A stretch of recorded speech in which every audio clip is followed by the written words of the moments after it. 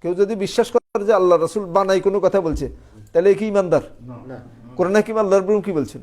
ওমা ইয়ান্তিকু আনিল হাওয়া, আল্লাহ রাসূল নিজের হাওয়া, নিজের খেয়াল খুশি মতো একটা কথাও বলে না। ইন হুয়া ইল্লা ওয়াহয়ুন ইউহা, যেই কথাই বলে এটা হলো কি আল্লাহর তরফ থেকে ওহী নাজিল, ওহীর ভিত্তিতে আল্লাহ রাসূল কথা বলে। তার দার্শনিকরা বলতেছে কি নবী রাসূলরা বানাই কথা বলে। তাহলে কি এটা কি কোনো ইমানদারের কথা হতে পারে? বুঝছেন জিনিসটা? এগুলো আপনারা দেখবেন ইমাম ইবনে তাইমিয়া রাহিমাহুল্লাহর ওই যে আছে ফতোয়ায়ে হামাবিয়া একটা আছে, অনেক কঠিন, যদি সম্ভব হয় শেষে পরে একটু আকিদা মানহাজ বুঝার পর এগুলো পড়লে তখন দেখবেন যে উনি একদম ক্যাটাগরিক্যালি এটা ক্লিয়ার করছেন যে কোনো ফিলোসফার এরা মুসলমান না, এরা মুসলিম না, এরা ইমানদার না। যে কারণে ওই যে বাতিল ফিরকার আমাদের যে ৭২ ফিরকা আল্লাহ রাসূল বলছেন যে আমার উম্মত অনেক নামধারী অনেক মুসলমান হইব, এরা ৭৩ ফিরকা হইবে সবগুলো জাহান্নামী একটা ছাড়া। তো এই একটা কারা যারা এরকম আল্লাহ রাসূল সাল্লাল্লাহু আলাইহি সাল্লাম যা বলছে, যা খবর দিয়েছে সব কথা বিশ্বাস করে। এগুলো এই ধারণা পোষণ করে না যে আল্লাহ রাসূল বানাই কথা বলছে। বুঝছেন জিনিসটা? যেই কারণে দেখবেন যে রাসূল সাল্লাল্লাহু আলাইহি ওয়াসাল্লামের অনুসরণ করতে এদের এত রিজার্ভেশন কারণ হচ্ছে এরা মনে করতে যে বানাই যেহেতু কথা, তাহলে আরেকজনও বানাই বলছে, অসুবিধা কি? বুঝছেন? এখন আপনি হাজার সালাত আদায় করেন, তাহাজ্জুদ গুজার করেন, আপনি জিহাদ করতে করতে শহীদ হয়ে গেলেন, কিন্তু আপনার আকীদা হইল কি আল্লাহ রাসূল বানাই কথা বলছে। কোনো কাজ হবে কোনো কিছুতে? কেন কাজ হবে না? আপনার ওই হইলো বাস্কেটের বটম যেটা তলা নাই, যা ঢুকাইছেন সবে পড়ে গেছে। এই রাসূল সাল্লাল্লাহু আলাইহি ওয়াসাল্লাম 10 বছর যাবতে তলা শিখাইছে যে এখানে বাস্কেট বটম লেস হলে হবে না, বটম খুবই স্ট্রং হওয়া লাগবে। এখানে যা বিশ্বাস করবেন এটা কিয়ামত হয়ে যাবে, কিন্তু এটা হবে না। বিলাল রাদিয়াল্লাহু তাআলা আনহুর মতো করে ফেলেছে, মানে ওনারে পাথর দিয়ে চাপা দিয়ে উত্তপ্ত 50-60 ডিগ্রি টেম্পারেচারের উপর উনি সে হয়ে গেছে, অজ্ঞান হয়ে গেছে, মারা যাচ্ছে, তখন বলতেছি কি আহাদ আহাদ আহাদ, এক। আমাদের স্রষ্টা হলো কি এক। তুমি যতই সাফাসাফি করো আর তোমার যত শিরক বেদাতের দিকে আমাদের ডাকো না, এগুলো যাওয়ার সুযোগ নেই। আমাদের রব হলো এক, তিনি উলুহিয়াতও এক, রুবুবিয়াতও এক, আসমা সিফাতও এক। তো এই যেই ব্যক্তি এটা বিশ্বাস করছে, এটাই আল্লাহ বলছেন ওমাইয়ুতিল্লাহ, যে ব্যক্তি আল্লাহর ইতাআত করছে এবং আল্লাহ রাসূলের ইতাআত করছে। আল্লাহ রাসূলের ইতাআতের ক্ষেত্রে আমরা বলছিলাম রাসূলের ইতাআত মানে হলো 5টা জিনিস, মনে আছে? আর কার মনে আছে?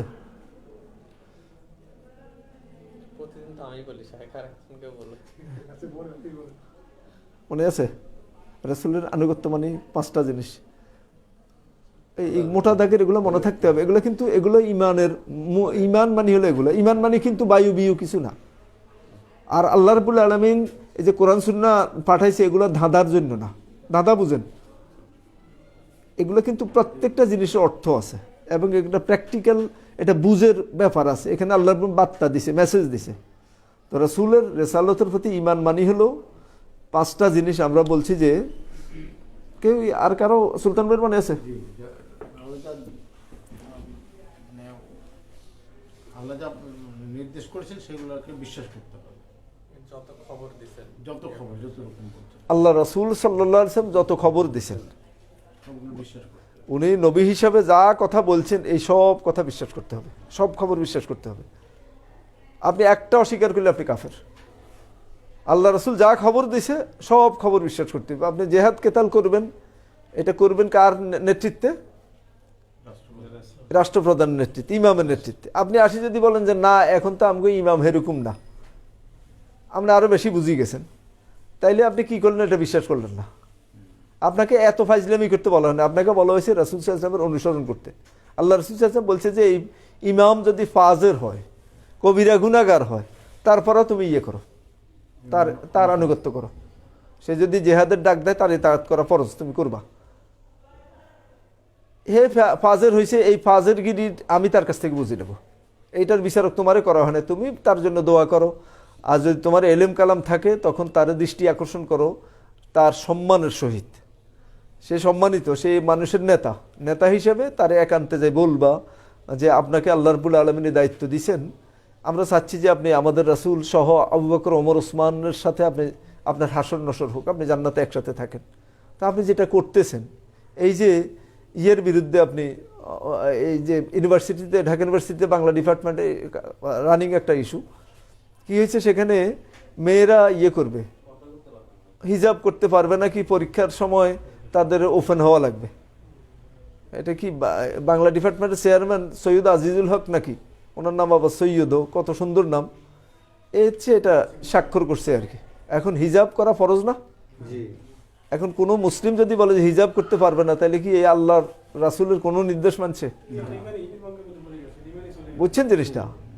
এখন অনেক সময় হয় কি, এত হয়তো যারা এরকম করে এত চিন্তা করি কাজ করে না, ইবলিস তো আছে উস্কানি দিয়ে কাজ করাই ফেলায়।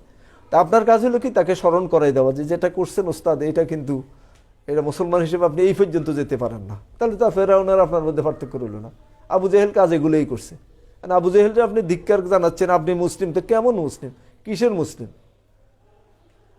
হিজাবটা কি খালি শুধু চোখ বের করে রাখা নাকি মুখমণ্ডল বের করে রাখা? আপনি মুখমণ্ডল চোখ, এটা ইখতিলাফি মাসলা। এখানে কেউ বলছেন যে মুখমণ্ডল বের করে রাখতে পারবে, আর কেউ বলছেন না মুখমণ্ডল ওপেন করতে পারবে না, চোখ ওপেন করবে। তো আপনি এখন আপনি যদি মনে করেন আপনি পড়বেন, নিজে পড়বেন, পড়ি যেটা মুতমাইন হন এটাই অনুসরণ করবেন আর কি। আর আমাদের যেটা, যদি আমাদের মত জানতে চান, আমাদের মত হলো যে শুধু চোখ, যে বিন বাজ রাহিমাহুল্লাহ সহ অন্যান্য স্কলারদের মত হলো যে পুরা আগের যে সালাফদের মত হলো যে জিনত, চেহারার মধ্যে কি সুন্দর, একটা মানুষ কতটা সুন্দর অসুন্দর এটা চেহারা দেখলে বোঝা যায়। কোরআন হাকিমে সূরা নূরে আল্লাহ বলছেন যে ওয়ালা ইউবদিনা জিনাতাহুন্না ইল্লা লিবুলাতিহিন্না আও আবাইহিন্না, মানে তারা তাদের সৌন্দর্য প্রকাশ করবে না, তবে কার সামনে করবে? তার স্বামীর সামনে করবে, তার বাপের সামনে করবে, তার ভাইয়ের সামনে করবে, তার বাইকনার সামনে করবে, যারা হারাম, যাদের 14 জন যাদের সাথে বিয়ে করে হারাম, এদের সাথে সে নিজের সৌন্দর্য, নিজের চেহারা ওপেন করতে পারবে, মানে সৌন্দর্য ওপেন করতে পারবে। আর আর আর এটা নিয়ে আমরা আরও করতে চাচ্ছি, এটা এই পর্যন্ত থাকেন আপনি, আর বাকিটা আপনি ওখানে বুঝবেন, নিজে পড়বেন। না পড়ি নিয়ে কথা বললে আমরা পুরা রাত ভরি হলে আপনি বুঝবেন না। আপনি কোরআন হাকিমে আল্লাহ বলছে সৌন্দর্য ঢেকে রাখা। এখন আমরা এই মতের পক্ষে যে সৌন্দর্য মানে চেহারা দেখলে সৌন্দর্য বোঝা যায়, অতএব চেহারাও ঢেকে রাখতে হবে। আর নাসিরুদ্দিন আলবানী রহিমুল্লাহ সহ বলছেন যে আল্লাহ বলছে ইল্লা মা জহার, স্বাভাবিকভাবে যেটা প্রকাশ পায় সেটা উনি বলছেন যে চেহারা স্বাভাবিক প্রকাশ পায়, হাতের তালু স্বাভাবিক প্রকাশ পায়, পায়ের তালু স্বাভাবিক প্রকাশ পায়, এগুলো ওপেন রাখতে পারবে। ঠিক আছে? তো এখন এই কথা আপনার না বুঝলে অসুবিধা নেই। এর আরও অনেক জিনিস আছে বুঝার, এটা হলো আরও অনেক পরের। এটা সিরিয়াল যদি হয় ধরুন 2 লাখের পরে আসবে সিরিয়াল, এর আগে 1,99,999টা আরও জানতে হবে আগে, তারপরে আসবেন এই বিতর্কের মধ্যে। আপনি এখন যদি প্রাথমিকভাবে মুখ ওপেনও থাকে, ঠিক আছে, এটা যেহেতু শরিয়া সম্মত হয়ে গেল, তো আমি করি যে আমার ওয়াইফের ক্ষেত্রে আমি বলছি যে তুমি করে দেখো, তো যেহেতু কোরআনে কালকে কিয়ামতের দিন তুমি তোমার রবের সাথে ফেস করবা, এখন তুমি কোরআনে একেবারে সূরা নূর পড়ি দেখো, পড়ি দেখি তোমার রব তোমার কি নির্দেশ দিছে। তুমি যদি মনে করো যে তুমি মুখ ওপেন রাখলে রবরে ফেস করতে পারবো, ওকে। আর তুমি যদি মনে করো যে মুখ ওপেন রাখলে ফেস করতে পারবে না, তাহলে তুমি ওটা পড়ি তুমি মুতমাইন হও। বুঝছেন তো? আমার ওয়াইফ এরা পড়ি বললো যে না করতে হবে, মুখ ঢাকতে হবে। এটা যেহেতু এটা ফরজ কাজ, ফরজের ক্ষেত্রে আসি আল্লাহ রাব্বুল আলামিন আমাদেরকে নির্দেশ দিয়েছেন তোমরা কি করো না, লা তাকরাবু, যে এটা আল্লাহর সীমানা, লা তাকরাবু, এই সীমানার কাছে, এটা সীমানা, এটার কাছে আসবে না। তাহলে কি হবে? ওই যে হয়ে যাবে, ঝুঁকি আছে। যেমন রাসূল সাল্লাল্লাহু উদাহরণ দিয়ে বুঝাইছে যে আপনি গরু একটারে যদি এরকম দেন, এই পাশে কি আছে, মানুষের ক্ষেত আছে, ডাল ক্ষেত অথবা ধান ক্ষেত অথবা আখ ক্ষেত, এটারে যদি আপনি কাউয়ের খুলি দিয়ে এখান দিয়ে ঘুরান, তাহলে কি করে ঠাস করে যে এক কামড় দিব কাছাকাছি হইলে। বুঝছেন জিনিসটা? তো এরকম সীমানার কাছেও আপনি গেলে ওখানে কাউয়ের পরি যদি কাছে যাইতে হয়, তাহলে কী করবেন যেন কামড় না দেওয়ার মতো অবস্থা হয়। বুঝছেন জিনিসটা? তো এরকম এটা হলো কোন সময় কাদের জন্য? এটা হলো যারা এরকম করে, আল্লাহকে ভয় করে, আখিরাত বিশ্বাস করে, তখন তার জন্য সুবিধা। আর অনেক মানুষ আছে এটা নিয়ে বিতর্কের কোনো শেষ নেই, কিছুই বিশ্বাস করে না। বুঝছেন? তো তার সাথে এত বিতর্ক। তুমি তোমার আল্লাহরে যদি বিশ্বাস করো, তোমার আল্লাহর নির্দেশনা আছে, পড়েই দেখো, পড়ি দেখি তুমি মুতমাইন, তুমি যদি মনে করো যে ইয়েস এইভাবে আমি জবাব দিতে পারবো, ইয়েস, তোমার কবরে তো আমিও যাব না, কালকে আমার দিন যখন তুমি ফেস করবা তখন আমারটা আমার জবাব দিতে হবে, তোমারটা তুমি জবাব দিবা। তুমি যদি মনে করো যে ইয়েস আমার জবাব দেওয়ার কথা আমি এখান থেকে পাইছি, দাও, তুমি করো, ঠিক আছে। তো আমরা কি বলতেছিলাম, কোত্থেকে কথা লম্বা হয়ে গেছে বেশি, এবার গুটে আনতে চাচ্ছি। মানে ও ইয়ের ব্যাপারটা, রাসূলের আনুগত্য করতে হইব। প্রথম খবর ছিল যে আল্লাহ রাসূল যা খবর দিছে সব খবর বিশ্বাস করতে হবে। এখানে অন্য কারো কথা অনুযায়ী রাসূলের খবরের সুপারশিট করা, ওইটাকে ইগনোর করা, এটা তাইলে আপনি ইমান থেকে বেরিয়ে গেছেন। আপনাকে কিন্তু অন্য কাউকে রাসূল হিসাবে পাঠায় নাই। আপনি সবসময় প্রত্যেকের মাপবেন কি দিয়ে? আল্লাহ রাসূলরে দিয়ে। অন্য কাউকে দিয়ে আপনি রাসূল সাল্লাল্লাহু আলাইহি ওয়াসাল্লামকে করবেন, মাপতে যাবেন না, গেলে আপনি খতরার মধ্যে পড়বেন। আল্লাহ রাসূলের সব খবর বিশ্বাস করতে হবে। 2 নম্বর হলো রাসূল সাল্লাল্লাহু আলাইহি ওয়াসাল্লাম যা আদেশ করছে সব আদেশ মানতে হইব। 3 নম্বর হলো কি, রাসূল সাল্লাল্লাহু আলাইহি ওয়াসাল্লাম যা নিষেধ করছে সমস্ত নিষেধ থেকে নিজের বিরত রাখতে হবে। এগুলোর মানে হলো মুহাম্মদ রাসূলুল্লাহ, আপনি যে আল্লাহ রাসূলের প্রতি ঈমান আনছেন, এটা হলো এটার দাবি হলো এটা। 4 নম্বর হলো কি, আপনি ইবাদত বলতে যা করবেন এটা আল্লাহ রাসূলের পদ্ধতিতে হওয়া লাগবে। 5 নম্বর হলো কি, এই শরীয়তের মধ্যে রাসূল সাল্লাল্লাহু আলাইহি ওয়াসাল্লাম যে শরীয়ত নিয়ে আসছে, রেখে গেছে, এটার মধ্যে আপনি অন্তত কোনো নতুন কোনো কিছু ইন্ট্রোডিউস করতে পারবেন না। যদি কেউ করে, আপনি ওখান থেকে শহীদ নিজের শক্তভাবে এটা থেকে বিরত রাখবেন। এটার মানে হলো কি, আপনি রাসূলের প্রতি ঈমান আনছেন, রিসালতে বিশ্বাস করেন, আপনি সুন্নাহ, আপনি আহলে সুন্নাত ওয়াল জামাতের লোক, বুঝছেন? তাহলে কি এই 5টা কি? আল্লাহ রাসূল যা খবর দিছে, জি, সেটা দুনিয়ার ব্যাপারে হোক, আখিরাতের ব্যাপারে হোক, ওই শেষ জমানার ব্যাপারে হোক, অথবা অতীতকালের ব্যাপারে হোক, যত রকম খবর আল্লাহ রাসূল সাল্লাল্লাহু আলাইহি ওয়াসাল্লামের সুন্নাহ দ্বারা সাব্যস্ত হয়েছে, সমস্ত খবর বিশ্বাস করতে হবে। কোনো রকম অন্তরের মধ্যে কোনো রাখা লাগবে না। কোনো রকম কোনোটার ব্যাপারে যদি সন্দেহ পোষণ করেন, তাহলে এই লোক কাফের। 2 নম্বর কি, অনুসরণ করতে হবে। 3 নম্বর কি, তাইলে রাসূল সাল্লাল্লাহু আলাইহি ওয়াসাল্লাম কি নিষেধ করছে, যে ছাড়া আপনার তুমি যখন জেহাদে যাবা, কেতালে যাবা, সশস্ত্র লড়াই করবা, এটা করার জন্য শর্ত হলো কি, রাষ্ট্রপ্রধানের নির্দেশনা, রাষ্ট্রপ্রধানের কমান্ডের, রাষ্ট্রপ্রধানরা বলা হয়েছে যে আল ইমামু জুন্নাতুন, ইমাম হলো কি ঢাল, এই ঢালের পিছনে থাকি। ঢাল মানুষ কেন দেয়? যেন লড়াই সংগ্রাম করতে গেলে ঢালের উপর, শরীরের উপর যেন না আসে, ঢালের উপর দিয়ে তলোয়ারের আঘাত যাক, বন্দুকের যাক, ঢাল দিয়ে ঠেকাবা। তা আল্লাহ রাসূল রাষ্ট্রপ্রধান হল কি ঢাল, এটাকে সামনে রাখি, তুমি এরপরে জেহাদ কেতালে যাও। এখন আপনি যদি এরকম ইজতেহাদ করি বাইর করেন, ইজতেহাদ করি বাইর করে কি, ওই যে মাটির নিচে থাকে, ও কোনোদিন সূর্যের উপরে চেহারা আসে না। ক্যান্সেল করে দেয় কার কথা? ইমাম আবু হানিফার কথা ক্যান্সেল করে দেয়, ইমাম আহমদ ইবনে হাম্বল ক্যান্সেল, সাহাবীরা ক্যান্সেল, এই আধুনিক যে বিন বাজ, নাসিরউদ্দিন আলবানী, যুগশ্রেষ্ঠ আলেম যারা, এদেরকে ক্যান্সেল করে দিই। কোথায় কোন সিফার ভিতর থেকে একটা বাইর হয়, ওটা কোনোদিন সূর্যের সামনে আসে না। অথচ আল্লাহ রাসূল সাল্লাল্লাহু আলাইহি ওয়াসাল্লাম নিষেধ করছেন যে কোনাকানি থেকে একটা লোকের কাছ থেকে এলেম নিতে হইলে তার আদ্যফান্ত জানতে হবে, এই লোক কে, এই লোকের ওস্তাদকে, এই লোক কার কাছ থেকে এলেম নিচ্ছে, কি বিভ্রান্ত কোনো কিছু। জাতপাত ছাড়া কারো কাছ থেকে এলেম নিলে তখন বিপজ্জনক অবস্থা। আর হঠাৎ করি এই যে এখন একজনে বুঝছে 1400-1500 বছর পরে, এরকম না, এর আগে অনেক মানুষ বুঝে দুনিয়া থেকে বিদায় হয়েছে, এই বিশ্বাস রাখতে হবে। এদের মধ্যে কে সবচেয়ে বেশি বুঝছে? কে? রাসূল সাল্লাল্লাহু আলাইহি ওয়াসাল্লাম তো নিঃসন্দেহে, এরপর রাসূল সাল্লাল্লাহু আলাইহি ওয়াসাল্লামের ছাত্ররা, সাহাবায়ে কেরাম আজমাইন, দ্বীন সবচেয়ে বেশি বুঝছে। আপনি যদি মনে করেন যে আপনি এর চাইতে বেশি বুঝছেন, তাহলে আপনি বিভ্রান্ত। আপনি ঈমান থেকে, আপনি শরীয়তের গণ্ডি থেকে করছেন। আপনার এই বুঝার, এত বেশি বুঝার দরকার নেই। সব সময় মাথায় রাখতে হবে যে সাহাবায়ে কেরাম আজমাইন আমার সাথে বেশি বুঝছে। আমাদের ইমাম আবু হানিফা রাহিমাহুল্লাহ সহ কোনো ইমাম, আহলে সুন্নাত ওয়াল জামাতের ইমামরা কোনো সাহাবীদের কোনো কাউলের ব্যাপারে কোনো ইখতিলাফ করে না। সাহাবীরা বলছে ইয়েস, আমার কথা ছাড়ো, উনি সহ ওটা ধরছে, যে কি কথা আছে দাও আমরা শুনো, আমি সহ ধরি। এটা হলো যে আমাদের পরম্পরা।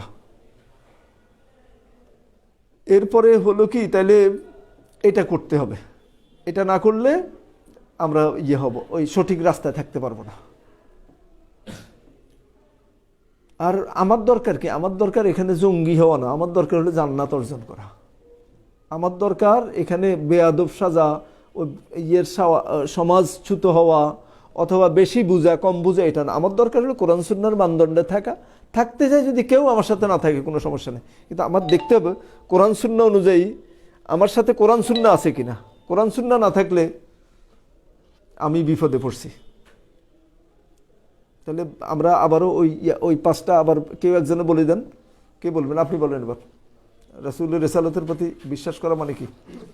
রাসূলের সব কথা বিশ্বাস, রাসূলের সব আদেশ মেনে চলা। রাসূল সব কথা বিশ্বাস হইলে কিন্তু না, যত খবর দিছে খবর, এটা খুব রাখতে হবে। অনেকে দেখবেন যে রাসূল সাল্লাল্লাহু আলাইহি ওয়াসাল্লাম খবরের বিভিন্ন কারণে করে, এরা অস্বীকার করে, পাশ কাটায়, বুঝছেন? তাহলে এই খবর যেই টাইপের খবর হোক, ভবিষ্যৎ সংক্রান্ত হোক, অতীত সংক্রান্ত হোক, আখেরাত সংক্রান্ত হোক, দুনিয়া সংক্রান্ত হোক, জান্নাত জাহান্নাম, যেই খবর দিছে এই খবর কি করতে হবে? বিশ্বাস করতে হবে। হ্যাঁ, এক। তারপরে যে রাসূলের সমস্ত আদেশগুলো মেনে চলা। হ্যাঁ, তিন হচ্ছে রাসূলের যে সমস্ত নিষেধ করতে নিষেধগুলো মেনে চলা। হ্যাঁ, বাকি দুটো মনে নেই। ওটাই তো, বাকি দুইটাই তো গুরুত্বপূর্ণ। যত ইবাদত আছে তখন কার পদ্ধতিতে করা লাগবে? এটা কি শয়তান এটা ভুলে দিল কা? আচ্ছা, 5 নম্বর কি তুমি বলো? জুনায়েদ মনে আছে? 5 নম্বরটা হলো এই রাসূল সাল্লাল্লাহু আলাইহি ওয়াসাল্লাম শরীয়তের মধ্যে কোনো বেদাত যোগ করা যাবে না, নতুন কিছু করা যাবে না। কি করতে হবে? অনুসরণ করতে হবে, বুঝছেন? নতুন কোনো পদ্ধতি ইন্ট্রোডিউস করা যাবে না। এটা হইলে কি হবে? বেদাতি। আল্লাহ রাসূল শুনাইছে, আলা মুহদাসাতিল উমুর কুল্লু মুহদাসাতিন বেদা কুল্লু বেদাতিন দলালা কুল্লু দলালাতিন ফিন্নার। শিরকের পরিণাম যেমন জাহান্নাম, বেদাতের পরিণাম জাহান্নাম। তাহলে আমরা কি এবার আমাদের মূল আলোচনায় আসবো? ইন্নাল হামদালিল্লাহি নাহমাদুহু ওয়া নাস্তাঈনুহু ওয়া নাস্তাগফিরুহু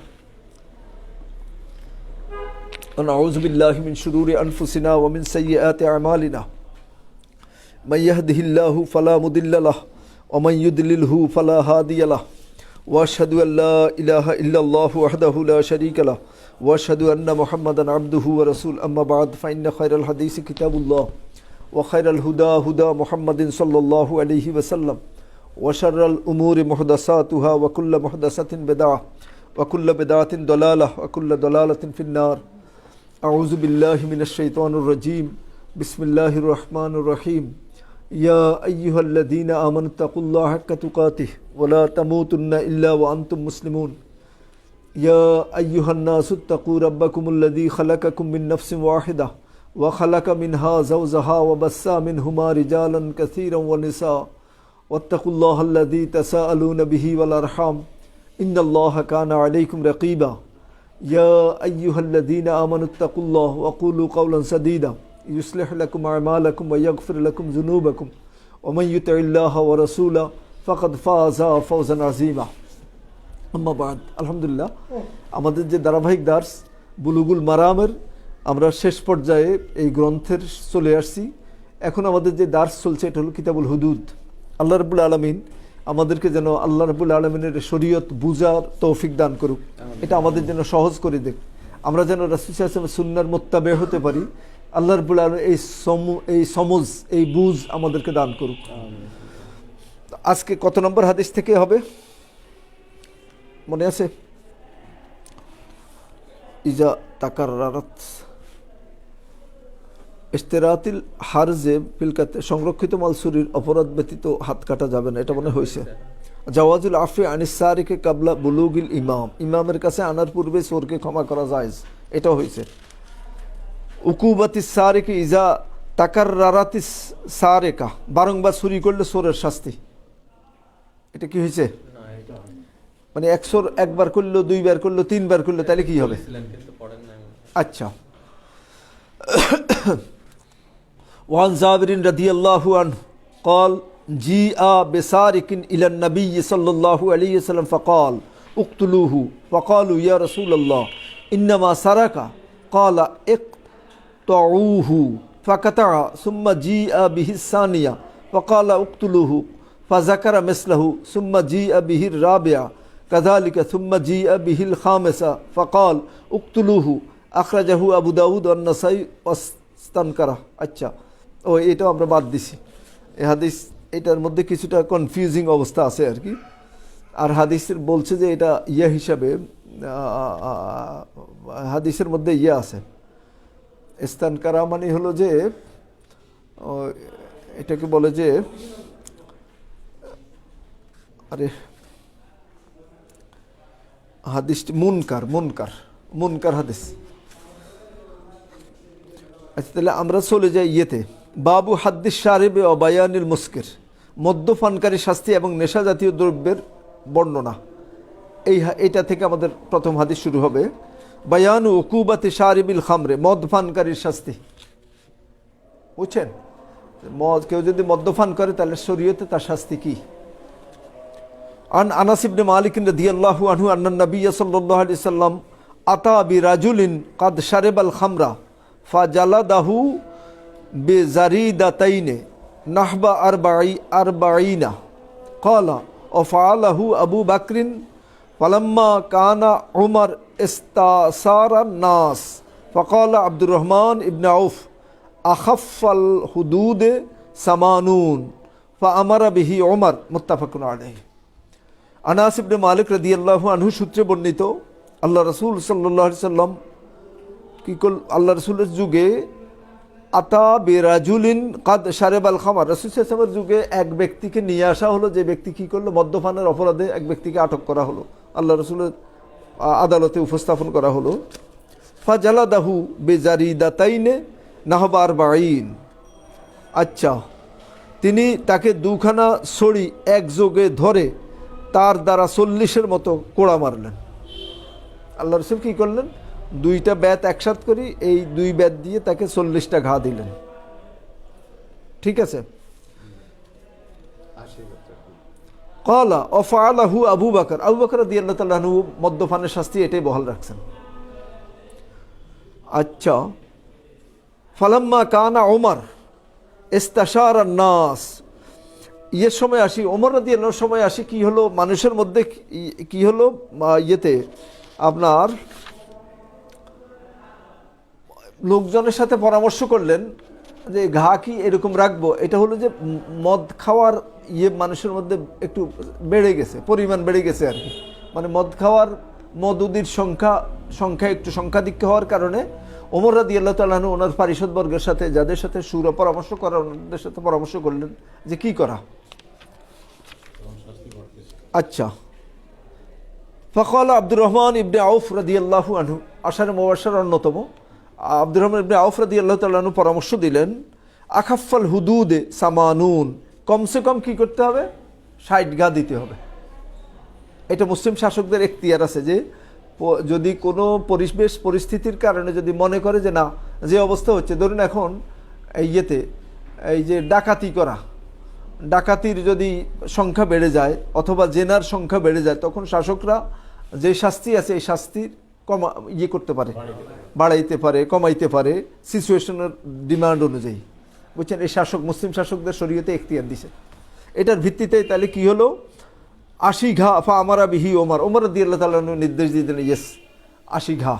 আমার সময় এই যে এই মদ খাওয়ার প্রবণতা যতদিন এরকম বেশি থাকবে ততদিন কি হবে, শাস্তি হবে 80 ঘা। তাহলে আমরা পাইলাম যে মদ্যপানের শাস্তি 40 থেকে 80 পর্যন্ত, আর রাসূল সাল্লাল্লাহু আলাইহি ওয়াসাল্লাম খোলাফায়ে রাশেদার সুন্নাহ দ্বারা সাব্যস্ত। এগুলো কিন্তু ভিত্তি। খোলাফায়ে রাশেদার ব্যাপারটা এত গুরুত্বপূর্ণ এই কারণে, এই যে আমরা যে বিপদ মুসিবতে পড়ছি, ফিতনা, দলাদলি, খারাপ অবস্থা, তখন আমাদের রাসূল নির্দেশ দিয়েছেন যে আলাইকুম বিসুন্নতি ওয়া সুন্নাতি খুলাফার রাশিদিন আল মাহদিয়িন তামাসসাকু বিহা ওয়া আদ্দু আলাইহা বিন নওয়াজিজ, তোমরা আমার সুন্নত যেভাবে গুরুত্বের সহিত অনুসরণ করবে, অবশ্যই পালন করবে, তদ্রূপ অনুসরণ করবে কোনটা, খোলাফায়ে রাশিদার যে নির্দেশনা, যে সুন্নাহ। তো খোলাফায়ে রাশিদার নির্দেশনা হলো কি, শরীয়তের উৎস। আল্লাহ রাসূল সাল্লাল্লাহু আলাইহি ওয়াসাল্লাম আমাদেরকে নির্দেশ দিয়েছে।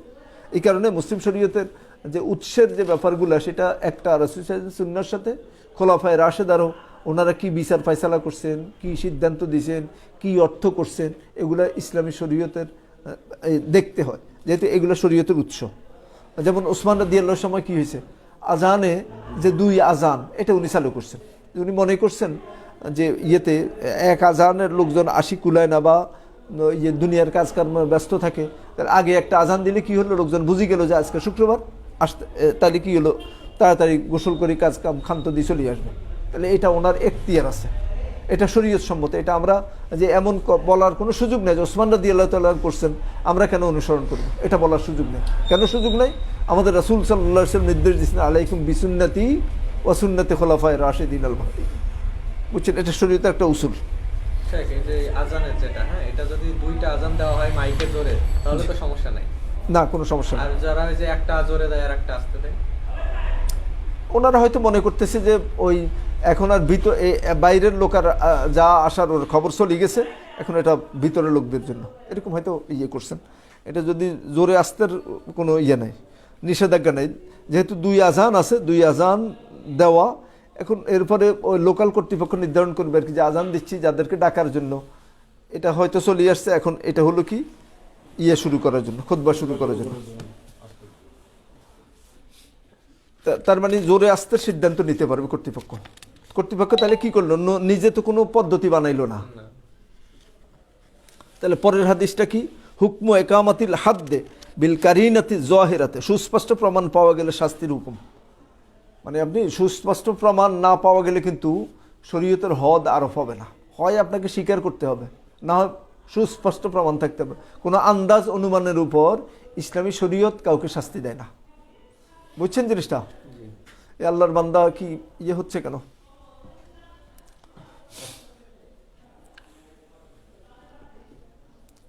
ঠিক আছে,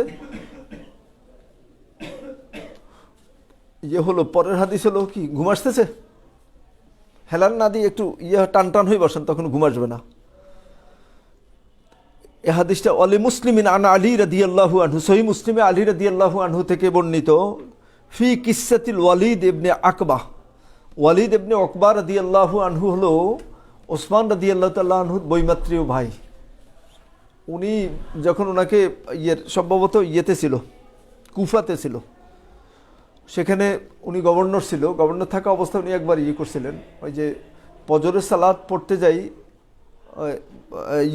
মানে তাল বেতাল করতেছিল আর কি, তাতে বোঝা গেছে যে ওনার ইয়ে ছিল না, উনি একটু নেশাগ্রস্ত ছিল, নর্মাল ছিল না। এটা যখন প্রমাণ হয়েছে পরবর্তীতে ওনার শাস্তি আরোপ হয়েছে আর কি।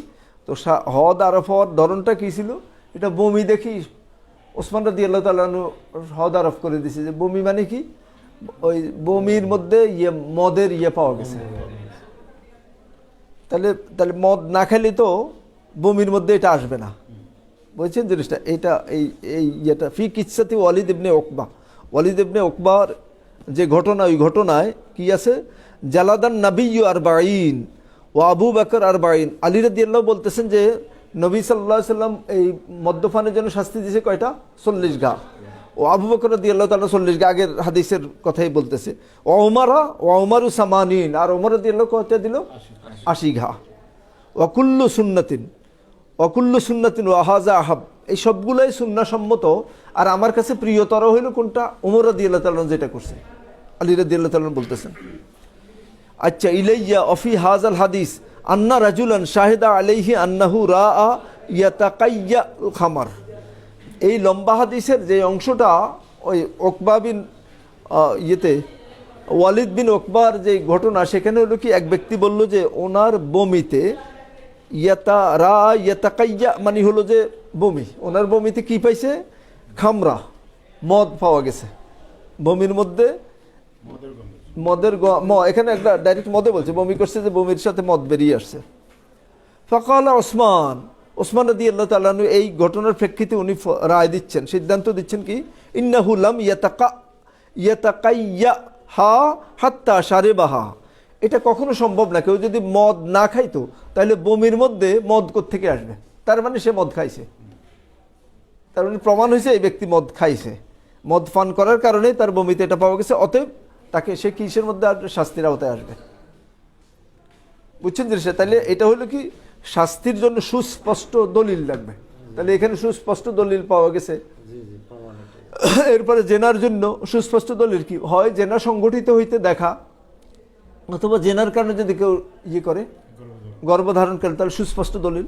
অথবা চুরি করতে দেখলো, অথবা চুরির মাল সহ ধরা পড়লো, তাহলে কি হলো, সুস্পষ্ট দলিল সহ। বুঝছেন জিনিসটা? তাহলে এই সমস্ত অবস্থায় কি হবে, শরীয়তের আইন কার্যকর হবে। তাহলে আমরা বুঝলাম জিনিসটা। পরের হাদিস হলো হুকমু মান তাকাররারা মিনহু সুরবাল খামরে, বারবার মদ পানকারীর বিধান। এক ব্যক্তি ধরো মদ পান করলো, তারা 40 ঘা দিল বা 80 ঘা দিল, আবার পান করলো, আবার পান করলো, তাহলে এটার বিধান কি? এটা হলো অধ্যায়। হাদিস নিয়ে আসছে ওয়ান মুআবিয়া রাদিয়াল্লাহু আনহু আনিন নবী সাল্লাল্লাহু আলাইহি সাল্লাম আন্নাহু ক্বাল ফি শারবিল খামর। মুআবিয়া রাদিয়াল্লাহু আনহু সূত্রে বর্ণিত হাদিস, তিনি বলেন যে আল্লাহ রাসূল সাল্লাল্লাহু আলাইহি সাল্লাম কি করছেন, এই মদ পানের ব্যাপারে ওনার যে রাসূল সাল্লাল্লাহু আলাইহি ওয়াসাল্লামের যে নির্দেশনা, সেটা কি ইজা সারেবা ফাজলি দুহু, কেউ যদি মদ পান করে, প্রথমবার মদ পান করে, তাকে কি করো, ফাজলি দুহু, তাকে ওই 40 ঘা দাও। সুম্মা ইজা সারেবা সানিয়া ফাজলি দুহু, দ্বিতীয়বারও যদি পান করে তাহলে তাকে কি করো, আবার 40 ঘা দাও। সুম্মা ইজা সারেবা সালেস, তৃতীয়বার যদি আবার মদ পান করে তাহলে কি করো, ফাজলি দুহু, তাকে এই 40 ঘা দাও, মানে তার শাস্তির আওতা নিয়ে আসো। সুম্মা ইজা সারেবা রাবেয়া ফাজরিবুহু অনুকাহু, যদি ৪র্থবার পান করে তাহলে তার ঘাড় উড়াই দাও। মানে এই ইয়ে হয়েছে, এই খাসলতের স্বভাবের ইয়ে হয়ে গেছে, এই আর এখন ইয়ের না, মানে বাই দিবাই না, একদম ইউজ টু হয়ে গেছে আর কি। যদি হাদিসের ব্যাপারে কথা আছে। আখরাজাহু আহমদ ওয়াহাজা লাবজুহু ওয়াল আরবাহ ওয়া যাকারাত তিরমিজি মা ইয়াদুল্লু আলা আন্নাহু মানসুখ। ইমাম তিরমিজি বলছেন যে হাদিসটা কি মানসুখ হয়ে গেছে।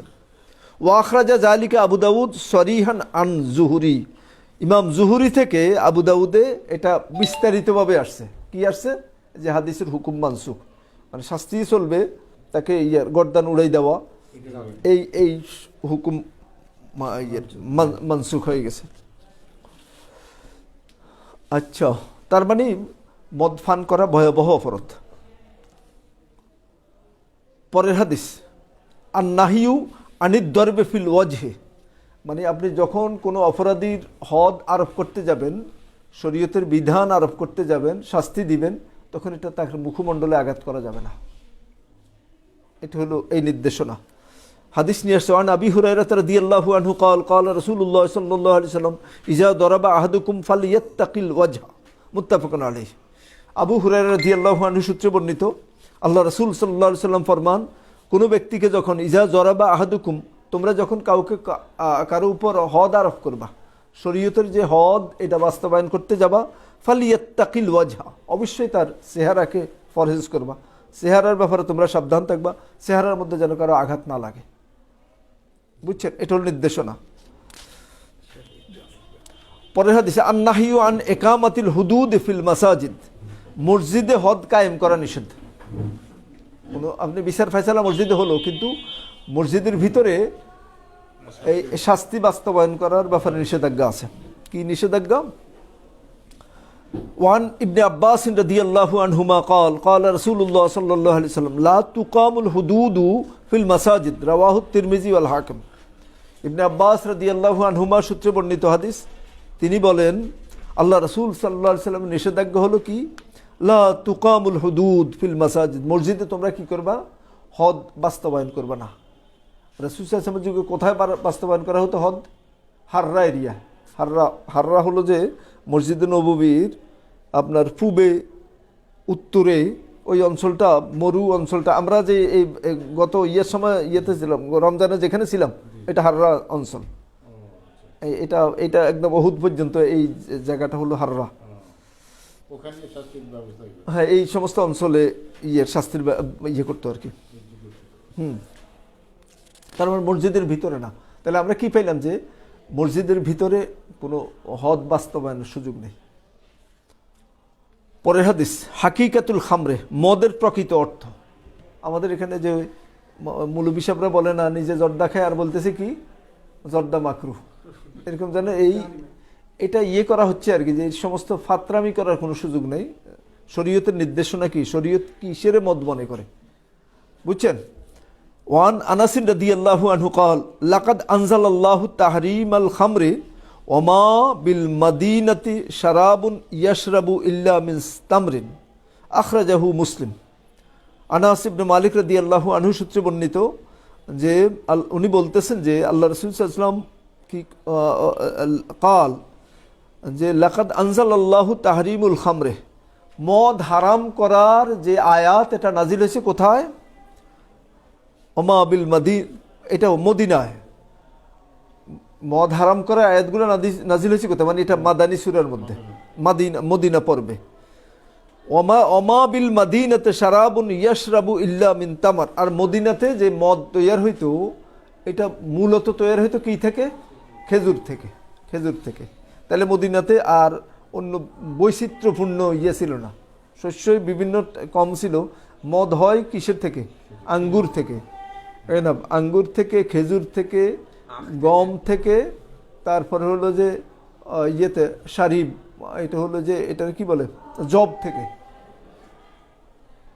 আর হলো খেজুর। 5টা জিনিস সম্ভবত সামনে হাদিস আসবে। হ্যাঁ, পরের হাদিসটায় ওয়ান ওমর রাদিয়াল্লাহু আনহু قال نزل تحريم الخمر وهي من 5 من العنب والتمر والعسل والحنيطة والشعير والخمر ما خامر العقل মুত্তাফাক আলাইহি। ওমর রাদিয়াল্লাহু আনহু সূত্রে বর্ণিত, তিনি বলেন যে নাজালা তাহারিমুল খামর, মদের আয়াত নাজিল হলো। তা ওয়াহিয়া, এই মদ কি দ্বারা ঘটিত? ওয়াহিয়া মিন 5, 5টা জিনিস থেকে, উৎস হলো 5টা। একটা হলো কি মিনাল এনাব, এনাব মানে হলো আঙ্গুর, ওয়াত্তামর খেজুর, ওয়াল আসল মধু, ওয়াল হেন্তা গম, হেন্তাতুন নাগফির লাকুম, ওয়াশাইর জব। তাহলে মদ হয়, বেসিক উৎস হলো এগুলা থেকে মদ তৈয়ার হয়। আচ্ছা, ওয়াল খামরু, এবার মদ কি এটা সংজ্ঞা দিচ্ছে, মা খামারাল আকল, যেটা দিয়ে মানুষের আকল লোপ পায়, এটা হলো মদ। তাহলে মদের সংজ্ঞা হলো কি? যেটা মানুষের খাইলে মানুষের আকল লোপ পায়। সেটা কি? হয়তো কম খাইলে পায় না, বেশি খাইলে পায়, তাহলে কমটাও মদ। যেটা বেশি খেলে, পরে সম্ভবত এই ফর্মুলা আসতেছে। তাহলে আমরা পাইলাম কি? মদ মানে ওটাকেই মদ বলে যেটা দ্বারা মানুষের কি হয়, স্বাভাবিক চেতনা নাশ হয়, বিবেক নাশ হয়, বিবেক তার প্রপার কাজ করে না, বিবেক লোপ পায়। এটাকে বলে কি? এটাই হলো মদ। সেটা যে এখন, তাইলে যেটা দিয়ে বিবেক লোপ পায়, সেন্স লোপ পায়, সেটাই হলো মদ। বেশি ওই হলো সূত্র হলো, বেশি খাইলে যেটা লোপ পায় সেটা কমটাও হারাম। ওয়ান ইবনে ওমর রাদিয়াল্লাহু আনহুমা, পরের হাদিস। আগেরটা ছিল ওমর রাদিয়াল্লাহু আনহু থেকে, এবার হলো ওমর রাদিয়াল্লাহু তাআলার সন্তান আব্দুল্লাহ ইবনে ওমর। আনিন নবী সাল্লাল্লাহু আলাইহি ওয়াসাল্লাম قال কুল্লু মুসকিরিন খামরুন। আরো ক্লিয়ার করা হচ্ছে, নেশা উদ্রেক করে এরকম সব জিনিস হলো কি মদ। নেশা থাকলে এটা কি? মদ। ওয়াকুল্লু মুসকিরিন হারাম, আর নেশা উদ্রেক করে এরকম প্রত্যেক জিনিস হলো হারাম। ঠিক আছে? ওই যে যেহেতু নেশা আছে, নেশা না হলে খাইতে এত পাগল হয় কেন?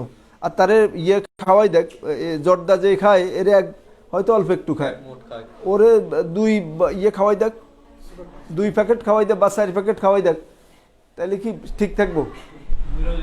হ্যাঁ, তো ওই তার মানে হলো কি, ওই অল্পতে, যেটা অধিক খাইলে নেশা হয় সেটা অল্প সেটা হারাম। আপনি কইবেন যে আমরা অল্প একটু খাই, এটা তো আর হয় না, নেশা তো হয় না, কিন্তু হারাম। সুপারির মধ্যে নেশা আছে কিনা আমার জানা নেই। সুপারির মধ্যে নেশা আছে কেউ বলছেন? সুপারি কিন্তু, আচ্ছা আমি জানি না। আর এমনি সুপারিতে যেটা হয় সেটা হলো যে লিভারের ক্ষতি হয়।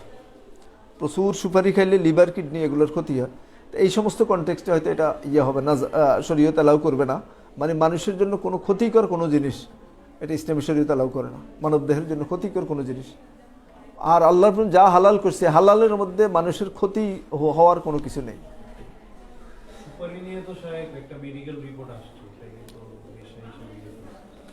আচ্ছা, পরের হাদিসটা, ওয়ান জাবির রাদিয়াল্লাহু আনহু আন্না রাসূলুল্লাহ সাল্লাল্লাহু আলাইহি ওয়াসাল্লাম قال মা আসকারা কাসীরুহু ফা কালিলুহু হারাম। এই চলে আসছে হাদিস যে মা আসকারা কাসীরুহু, যেটা বেশি খাইলে আপনার মধ্যে মাতালতা আসে, নেশা আসে, নেশাগ্রস্ত হন, ফা কালিলুহু হারাম, এটার কমও হারাম।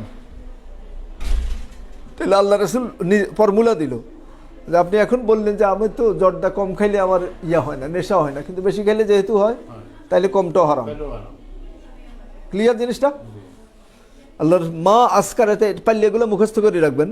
মা আসকারা কাসিরহু, যেটা সুকুর আসে, সুকুর মানে হলো যে বিবেক লোপ পাওয়া অথবা মাতালতা, মাতাল হওয়া অথবা হুঁশ কমে যাওয়া, এটা যদি বেশি খাইলে যদি হয় তাহলে কমটাও, এটা কমও হারাম। আখরাজু আহমদ ওয়াল আরবাআতু ওয়াস সাহাহু ইবনে হিব্বান, হাদিস সনদ সহিহ। মা জাফি আবাহাতে শুরবে নাবিজে ওয়াশারতিহি, নাবিজ নাচ্চা, নাবিজ রস খাওয়ার বৈধতা এবং এর শর্ত প্রসঙ্গ। নাবিজ, নাবিজ হলো খেজুরের ইয়ে টাইপের, খেজুর ভিজাই রাখা বা আঙ্গুর ভিজাই রাখা। তো কতদিন পর্যন্ত এটা খাওয়া যাবে, কতদিন পর্যন্ত এটা খাওয়া মদের মধ্যে পড়বে না, এই সংক্রান্ত হাদিস। আন ইবনে আব্বাস রাদিয়াল্লাহু আনহুমা, ইবনে আব্বাস রাদিয়াল্লাহু আনহুমা সূত্রে বর্ণিত হাদিস, قال, তিনি বলতেছেন, কানা রাসূলুল্লাহ সাল্লাল্লাহু আলাইহি ওয়াসাল্লাম ইউনবাজু লাহু জাবিবু ফিস সিকায় ফায়াশরাবুহু ইয়াওমাহু ওয়াল গাদ ওয়া বাদাল গাদ ফাইজা কানা মাসাহু সালিসাতে শারিবাহু ওয়া সাকাহু ফাইন ফাদালা শাইউন আহরাকাহু, আখরাজাহু মুসলিম। ইবনে আব্বাস রাদিয়াল্লাহু বলেন, রাসূলুল্লাহ সাল্লাল্লাহু আলাইহি ওয়াসাল্লামের জন্য মশকে কিসমিস ভিজিয়ে নাবিজ করা হতো, আর তিনি তা সেদিন, পরের দিন এবং তারপরের তৃতীয় দিন সন্ধ্যাবেলাও পান করতেন। তারপরও কিছু থেকে গেলে তা ঢেলে ফেলে দিতেন। তাতে বোঝা যায় যে 1 দিন 2 দিন 3 দিন পর্যন্ত এই যে ইয়ের কিসমিসের যে রস ভিজাই রাখি পানি খাওয়া যায়। 4th দিন হলে রাসূল এসে বলতেন না, এটার মধ্যে এবার এটা মদের দিকে গেছে, এটা নাবিজ শরবত রয় নাই। তাহলে এটা একটা মূলনীতি। এর বাইরে এরকম পর্যন্ত অ্যালাউড, কিসমিস ভিজে আপনি 3 দিন পর্যন্ত খেতে পারবেন এটার পানি। 4th দিন গেলে রাসূল এসে বলছে না, এটার ইয়ে থাকেন, এটার মধ্যে মাদকতা আসবে। নাবিজ ওই এই হাদিস তো এখানে কিসমিসের কথাই বলছে। আপনার নস যা আছে, দলিল যা আছে এটার মধ্যে থাকেন আর কি। আচ্ছা, পরের হাদিস, তাহরিমুত তাদাবি বিল খামরে, মদ দিয়ে চিকিৎসা করা হারাম। বুঝছেন, আল্লাহ রাব্বুল আলামিন যে জিনিস হারাম করছে এটার মধ্যে মানুষের কোনো কল্যাণ থাকতে পারে না।